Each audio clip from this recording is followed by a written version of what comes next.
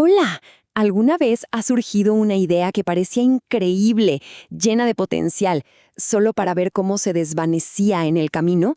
Bueno, aquí vamos a desglosar un método súper práctico para convertir esas grandes ambiciones en proyectos que de verdad funcionen, que sean tangibles. Uf, es la pregunta del millón y genera muchísima frustración. Se le pone energía, pasión, tiempo y aún así, a veces los proyectos simplemente no despegan. ¿Por qué pasa esto tan seguido? Y aquí está la respuesta. Miren, el entusiasmo es vital, es como la gasolina del coche, pero no garantiza llegar a destino. La verdadera clave, lo que diferencia una idea genial de un proyecto viable, es un análisis honesto y profesional de su factibilidad. Muy bien, vamos a meternos de lleno en el asunto. Resulta que hay una especie de marco de trabajo, casi un arma secreta que usan los profesionales para no lanzarse al vacío. Y todo se resume en hacerse 5 preguntas clave antes de siquiera empezar a mover un dedo. Y estas son: número 1, ¿podemos construirlo? 2, ¿tenemos tiempo suficiente? 3, ¿contamos con lo necesario para hacerlo? 4, ¿qué podría salir mal? Y la quinta, que es crucial, ¿qué estamos construyendo en realidad? Estas preguntas van a ser nuestra brújula.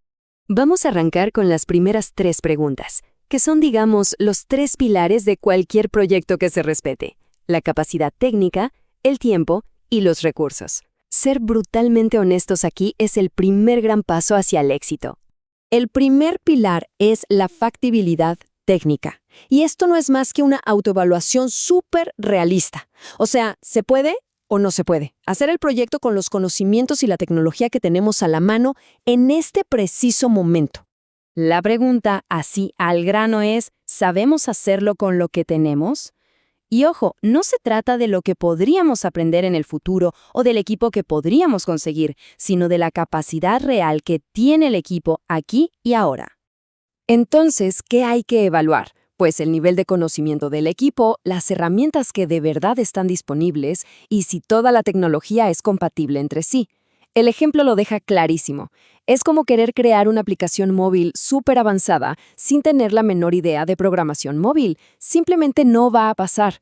Y reconocer esto no es un fracaso, es una señal de madurez profesional. Ok, pasemos al segundo pilar: la factibilidad temporal. El tiempo. El tiempo es un recurso súper crítico y, a diferencia de otros, es el único que no se puede recuperar. Este análisis nos dice si el proyecto se puede terminar en el plazo que tenemos, ni más ni menos. La pregunta parece sencilla. ¿Nos alcanza el tiempo? Pero aquí es donde casi todo el mundo tropieza. El error más común es subestimar el tiempo. Se piensa que las cosas van a ser más rápidas de lo que realmente son, y ahí es donde empiezan todos los problemas.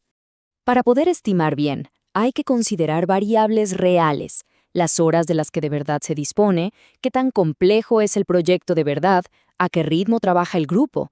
Y algo que hay que recordar siempre: no cumplir con una fecha de entrega no es solo un problema de agenda, afecta directamente la credibilidad técnica del equipo. Y con esto llegamos al tercer pilar: la factibilidad de recursos. Y esto cubre absolutamente todo, lo tangible y lo intangible, que se necesita para hacer el trabajo, desde las computadoras hasta el apoyo de la gente que toma decisiones. La pregunta es directa. ¿Tenemos con qué hacerlo? Y esto incluye el hardware, el software específico, si se necesita un presupuesto e incluso el visto bueno de una institución. Un entorno con pocos recursos, imaginen, con pocas computadoras o sin internet, limita de entrada lo que es posible lograr. Y este punto nos lleva a una diferencia que es fundamental. La verdadera creatividad no es tener recursos ilimitados, para nada. Es saber adaptarse con ingenio a la realidad que se tiene, con sus limitaciones. Eso es muy, pero muy distinto a la improvisación, que es básicamente no tener un plan y cruzar los dedos para que todo salga bien. Bien, una vez que tenemos claros esos 3 pilares, pasamos al siguiente nivel. Y esto de verdad es lo que separa a los equipos buenos de los equipos excelentes: la capacidad de anticipar problemas y de definir con muchísima precisión qué es lo que se va a hacer. Hablemos un poco del riesgo técnico. Ojo, esto no es ser pesimista, es todo lo contrario, es ser profesional. Se trata de identificar qué dificultades técnicas podrían aparecer en el camino y complicar o hasta frenar el proyecto. En pocas palabras, es pensar en las fallas antes de que ocurran. ¿Y qué tipo de fallas? Pues, por ejemplo, que un software no sea compatible con otro, que se pierdan datos importantes, el terror, o que justo se dañe un equipo clave. Un profesional no solo sigue un plan al pie de la letra, se anticipa a los problemas y ya tiene un plan B. Es puro pensamiento preventivo. Y esto nos lleva directo a la quinta y última pregunta, que tiene que ver con el alcance. Definir un alcance realista es simplemente ajustar la idea del proyecto a lo que de verdad se puede lograr. Se trata de no prometer la luna si solo se puede entregar una estrella. Es súper importante diferenciar entre el alcance ideal y el realista. El ideal es esa versión soñada del proyecto, si tuviéramos todo el tiempo y todos los recursos del mundo. El realista, en cambio, es la versión que sí se puede lograr, entregando algo de calidad, pero dentro de las limitaciones que existen. El error típico es diseñar para el ideal y terminar fracasando en la realidad. Entonces, ¿cómo se une todo esto? Bueno, estas 5 preguntas no son solo una lista para tachar y ya. Son un proceso que transforma un plan que está en el aire en un proyecto concreto, real y con muy altas probabilidades de éxito. Este cuadro es un resumen perfecto.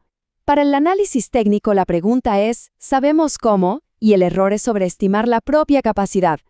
Para el temporal, hay tiempo, y el error es subestimar lo complejo que es. En recursos, tenemos con qué, evitando confundir la creatividad con la improvisación. Para el riesgo, ¿qué podría salir mal? Y el gran error es no anticiparse a los problemas. Y finalmente, para el alcance, ¿qué estamos construyendo? Evitando prometer más de lo que se puede entregar. Hay un lema que captura esta mentalidad a la perfección. A la perfección. Cada alumno un emprendedor. Pero claro, ser emprendedor es mucho más que solo tener buenas ideas. Significa saber cómo llevarlas a cabo.